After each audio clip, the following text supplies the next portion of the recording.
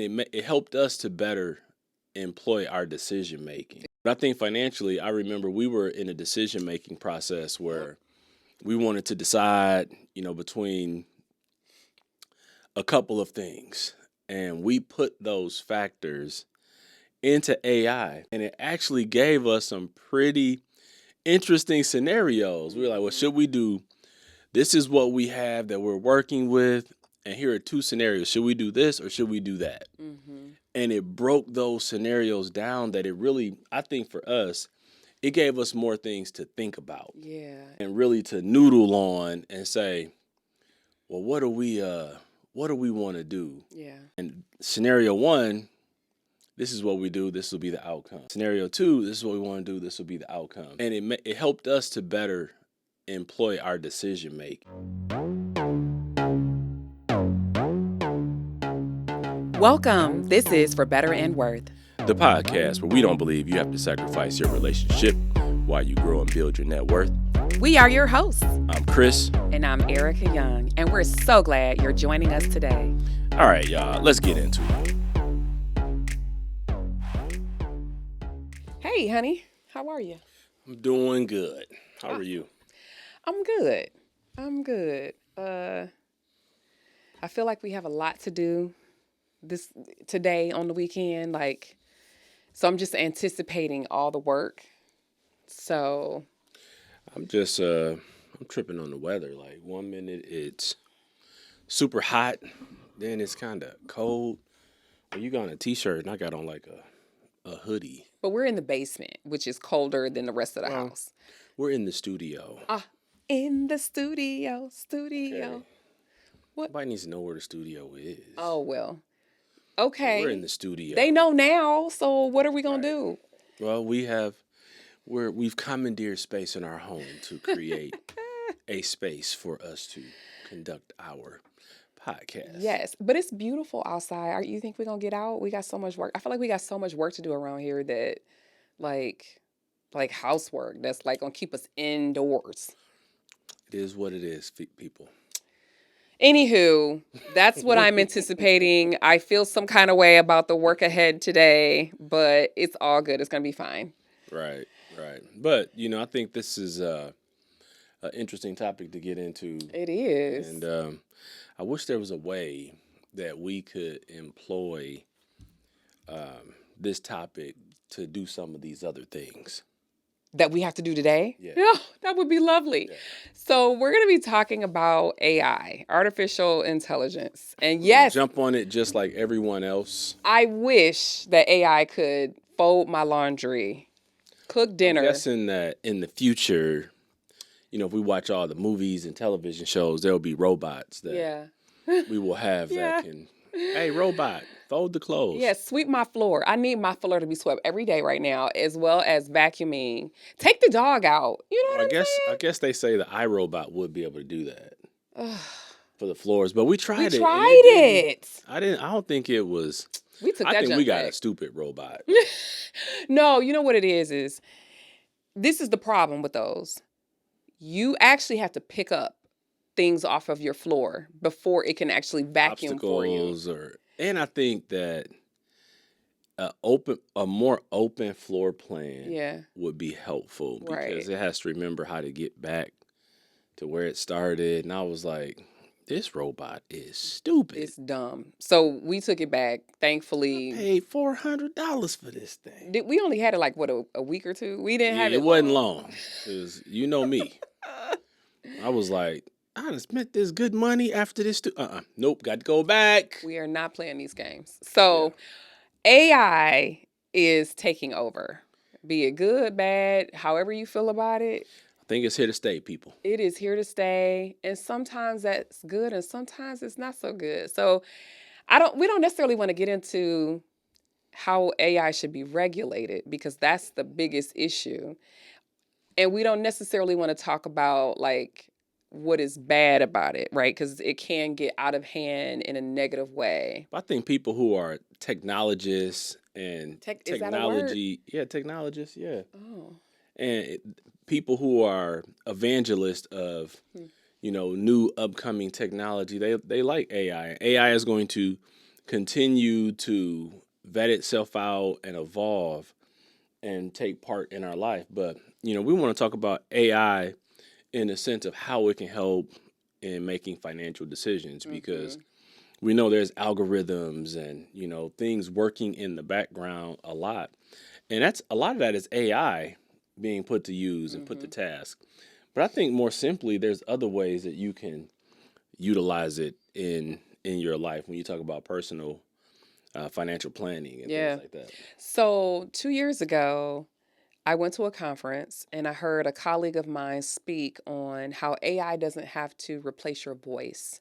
And she was speaking to women who were in the personal finance space. And she said you can use it to your advantage and it doesn't have to replace you or your authenticity. And I thought that was interesting and I was intrigued. And at the time, I will admit that it was a bit over my head because I wasn't really into AI.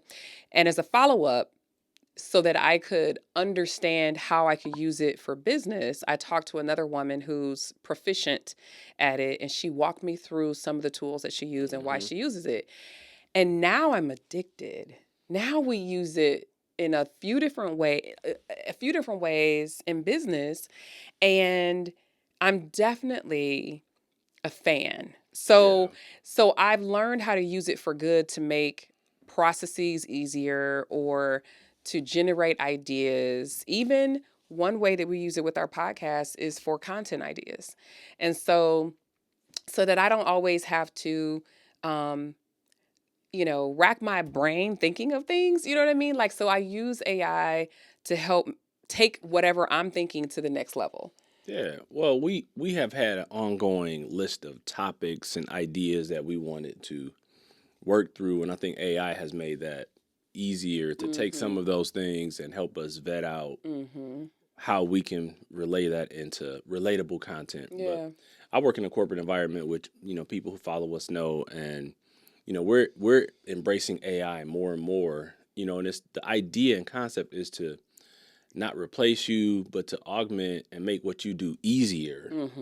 But what I've realized also is that AI has to have its proofs because there were some examples that I've encountered where the output was not correct. And so you can't just take it blindly and just, oh, this is what it gave me, boom, utilize it. You do have to proof it. Yeah. And you have to fact check and make sure that it's correct because you can get some things that, because it's taking the input and prompt and giving you an output and working through scenarios, but you got to make sure that some of the assumptions are correct. Yeah. So, funny story. I was creating a presentation for an event and I wanted a graph. I didn't want to have to put it all in the tables and all the things. I wanted a graph that showed a specific, thing over time, right? And when AI created it, there were some missing pieces. And I was like, this isn't gonna fly. Like this is this is not like as soon as I saw it, and then I repeated it a few different times to create like when you try and get it to create a picture, for instance, of a dog on a couch, be careful because the dog might have two tails, for instance, or like it may misinterpret something you're saying, or like somebody's gonna have like six fingers on their hand, or you know what I So mean? I'm Like talking about and you, so you need to proof it. it's that little stuff. And so my graph was never going to work. I did it a few different iterations and it just wasn't going to work. I was like, okay, I'm not doing that. And so either I have to go create the table myself and show the graph, the data, or I have to go get a stock photo, not have AI create it. And say, And use this photo to yes. And create. so it's just so interesting Yeah. because you do have to proof it. But it's proving a point too, though. You were using it as an aid to augment what Yes. you were doing. So if you found the stock photo and said, hey, can you do this additional thing? It can do some of that background work for you. Yeah. But I think financially, I remember we were in a decision-making process where we wanted to decide, between a couple of things. And we put those factors into AI, and it actually gave us some pretty interesting scenarios. We were like, well, should we do this is what we have that we're working with, and here are two scenarios. Should we do this or should we do that? Mm-hmm. And it broke those scenarios down that it really, I think for us, it gave us more things to think about Yeah. and really to noodle on and say, well, what do we want to do? Yeah. And scenario one, this is what we do. This will be the outcome. Scenario two, this is what we want to do. This will be the outcome. And it helped us to better employ our decision making. It did. It did. So what we want to dive into is, should you use AI for financial advice? And I hesitate I think on it this. depends on the advice you're talking about. I do too, but I think if you're strategic about what you're doing with AI, it could be useful. And so, That scenario I just shared, I think it was useful to us because it helped like walk through mhm, multiple scenarios. And I think we had more or less landed on a direction we were going to go in, and that helped engage us to and solidified our decision mhm, because we were able to see the scenarios fully mhm. just from I'll say from an outside perspective. Well, yeah, and then to calculate data, like calculate numbers, things like that. So that part, when you don't know what it looks like to, let's put it this way, do a home amortization on your payments, right? Right. And know how much interest you're going to pay over time. Yep. That kind of stuff is really valuable. And it can do it at the click of a button. Exactly. So when I started doing some research on the ways in which we use AI for financial advice, I did not realize how many places AI is already being used behind our back. So, financial professionals, insurance agents, financial advisors, maybe even CPAs, these people who are potentially managing our money or helping you manage your They money have been better, using AI for years. they're using it. All it is background computing, right? And you get a chance to humanize it a little bit with artificial intelligence. And so I was, you know, I thought about it. I was like, wow, this is being done already. Hmm. Because, okay, so let's give some examples. So, investment advice and portfolio management. So, if you have your money invested with someone or with a brokerage firm, etc., the projections on what your money will grow to could be an AI function that is being used, right? This person is not on a calculator trying to figure this out for you. They're trying to see They're using a back-end computer to exactly run an analysis. So they're already employing some sort of artificial AI intelligence. on the back Exactly. end.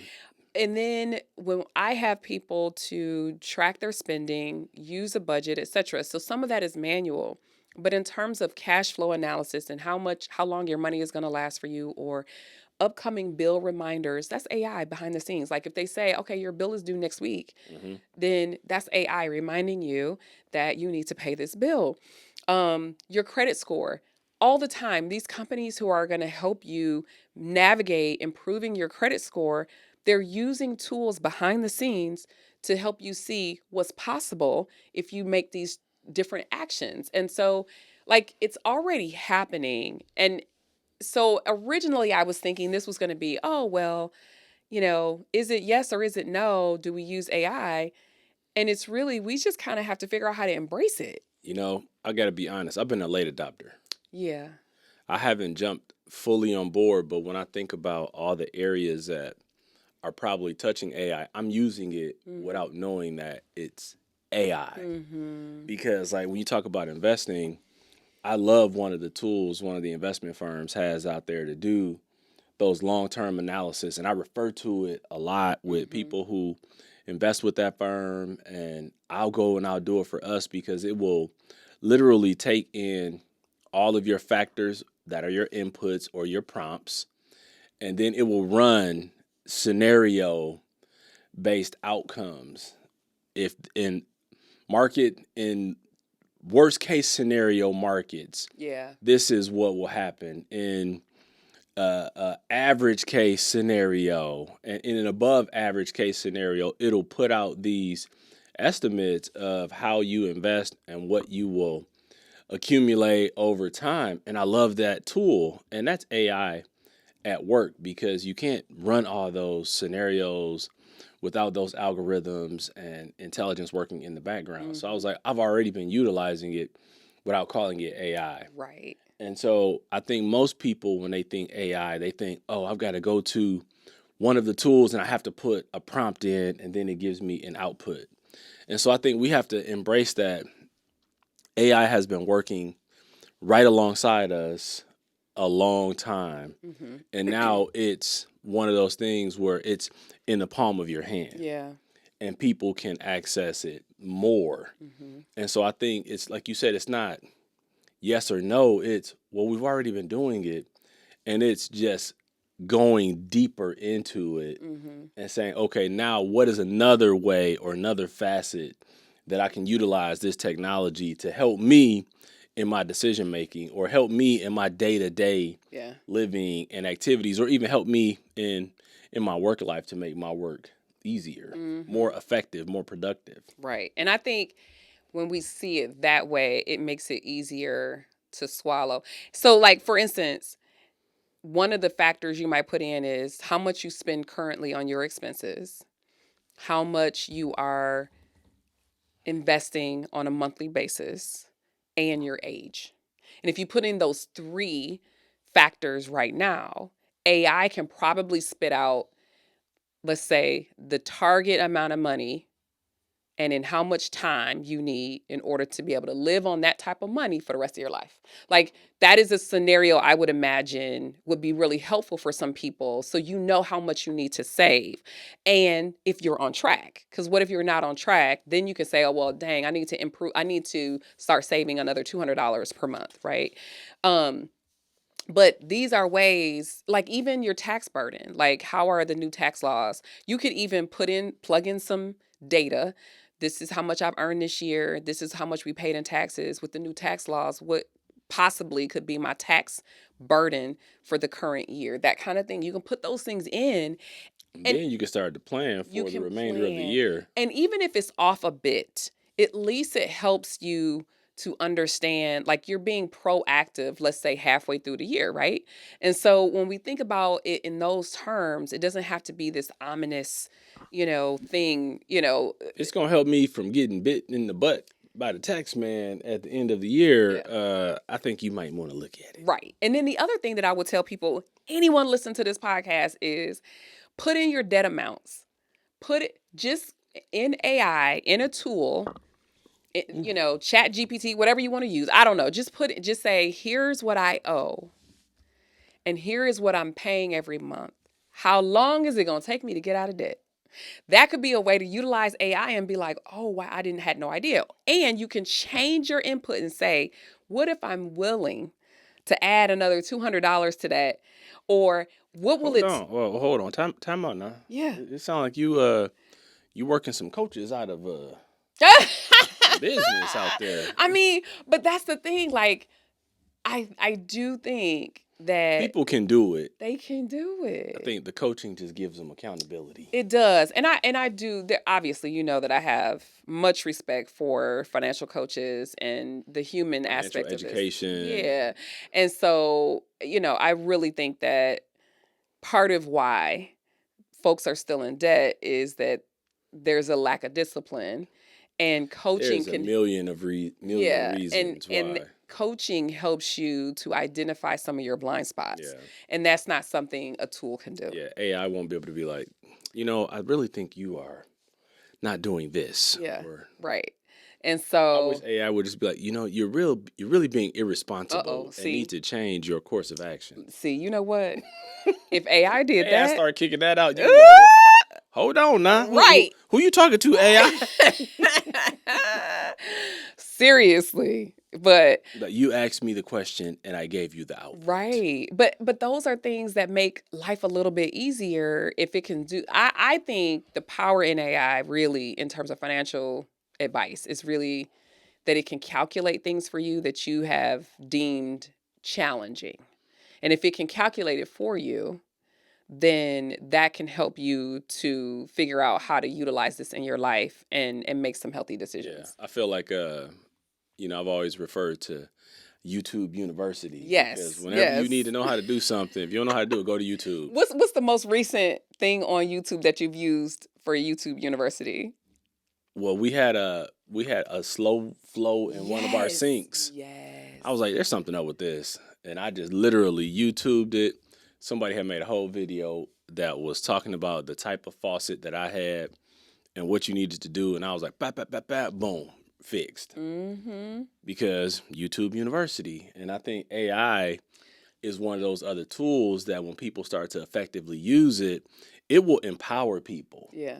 Because like you talk about like the calculations or just running all the different scenarios and possibilities, I think it can behoove people to utilize it in their everyday decision making. Mm-hmm. And like I said, you've got to proof it, so you can't just take it at face value. Yeah. You have to make sure that it aligns with what you were looking for. Mm-hmm. Because I know, I've heard people talking about using AI to write reviews at work and, check this email, make this email sound this way and do different things. Oh, So, I definitely upgrade my emails with AI. yeah, I will write out all of my text, and then I will put it into I do pay for two AI products in business. I do pay for them.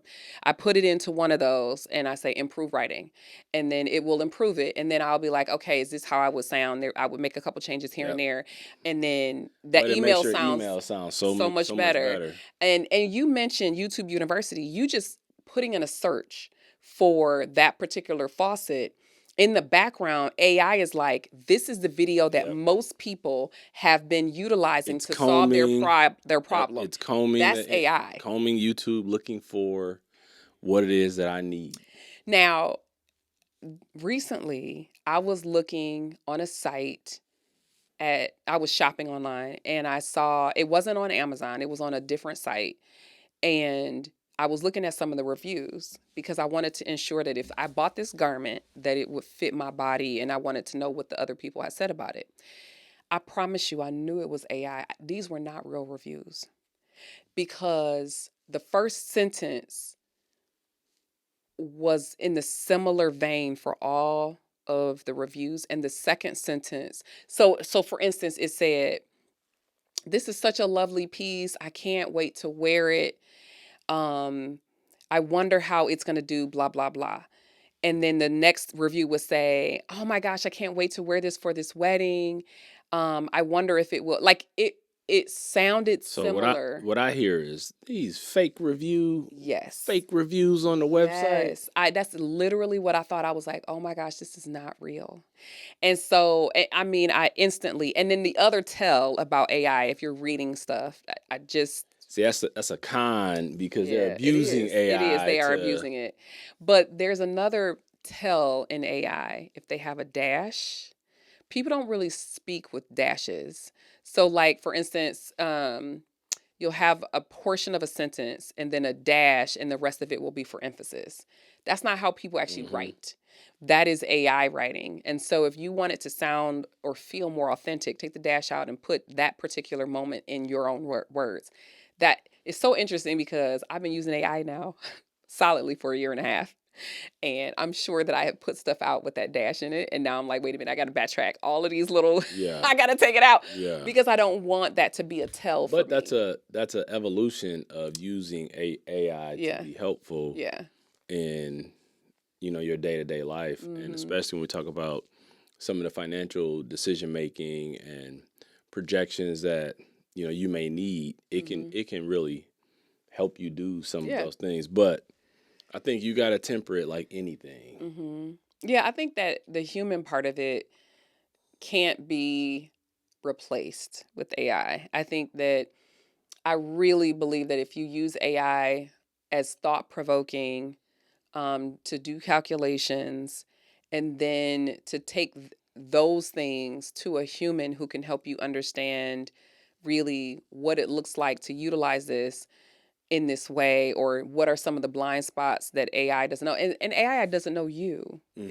and that's, I think, important because you are human, and stuff changes, things happen, and there's real life, personable things that occur that AI cannot predict. I think those are some of the cons that you're bringing up. Yeah. Is, because because you are a person, someone can read something you wrote and it's nuanced. Like you could tell those reviews were fake because it was like, these all sound the same. People don't talk like this. But AI doesn't have that history. And so I think like anything, you have to, take it with a grain of salt. And that's why I keep saying the same thing. You have to proof it, Yeah. And I'd rather look at the numbers that it may put out if I'm putting in a particular financial scenario, and I'll read through the entire output versus just saying, okay, boom, yeah, it said this. Like, go to the summary. I would just, go through the whole thing because I want to know, like, okay, it said this, and ensure that it aligns. So I don't just take it at face value because, like, what if it's wrong? So another way that we use AI with our podcast, so we're just going to pull the curtain back a little bit.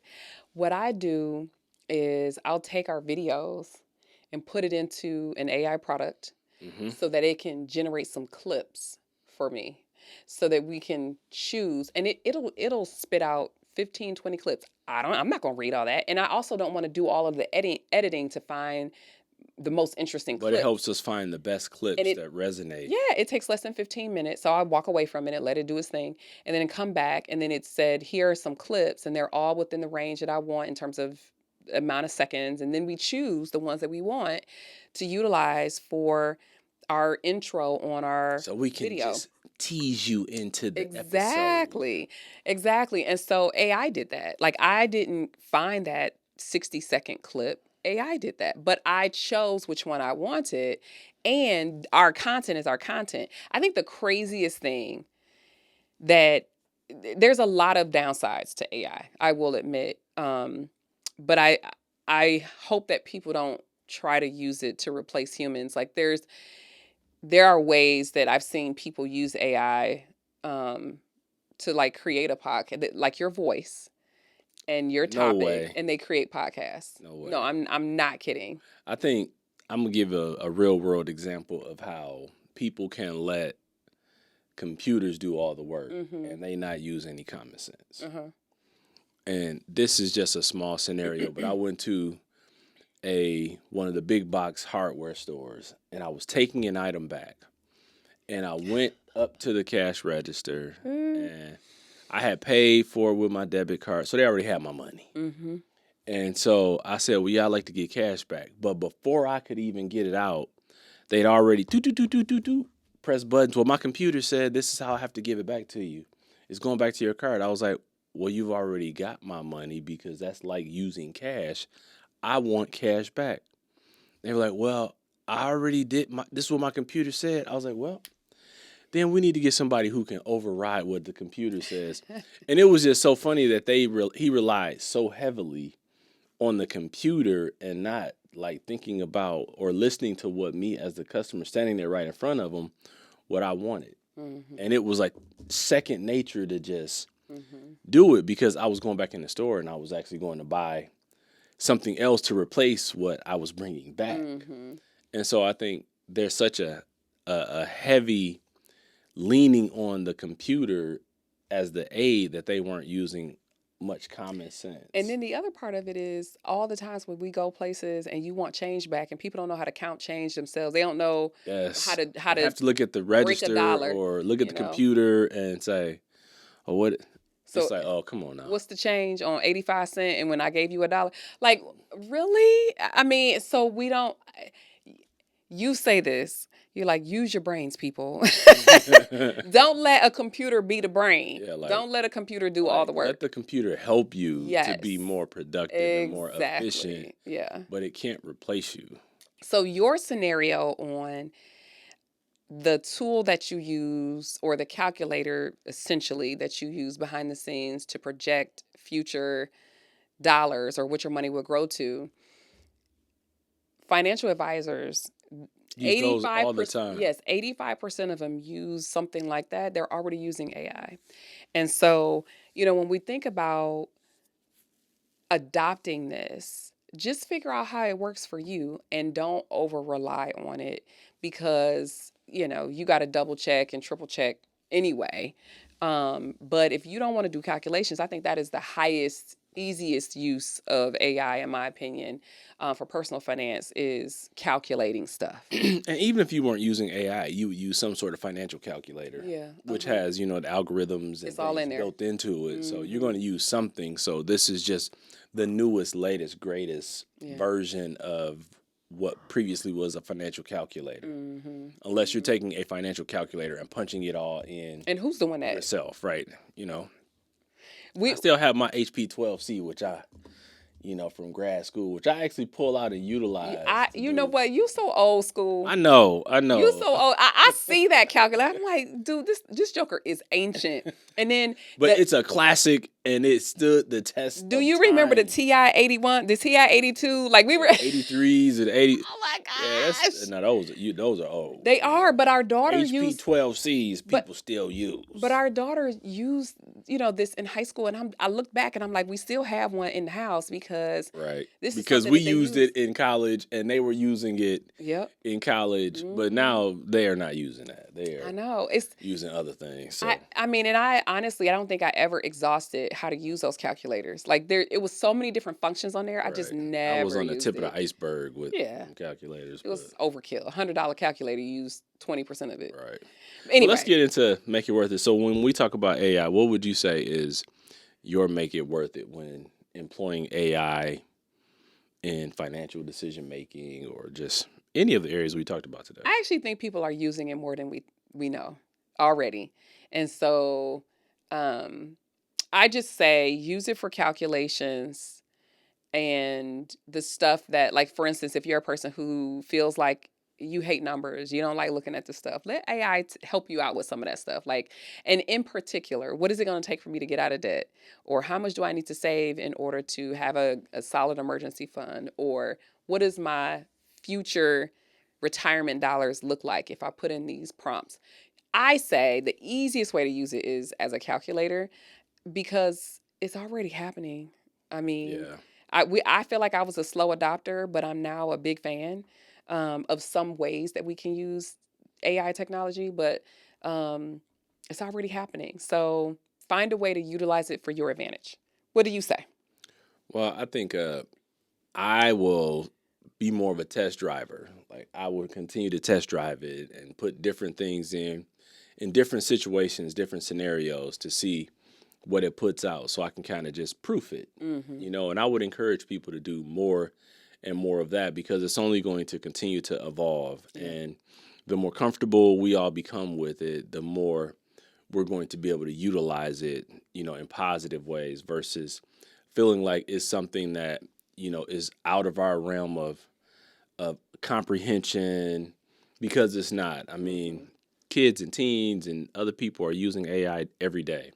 And so if you're not comfortable with it, get comfortable with it, just utilizing it. And what you're talking about is just, some of the more simple features of it. Yeah. But I just say test drive it and see, what it gives you and proof some of that out. And then we'll all get there and we'll all be comfortable utilizing AI more and more.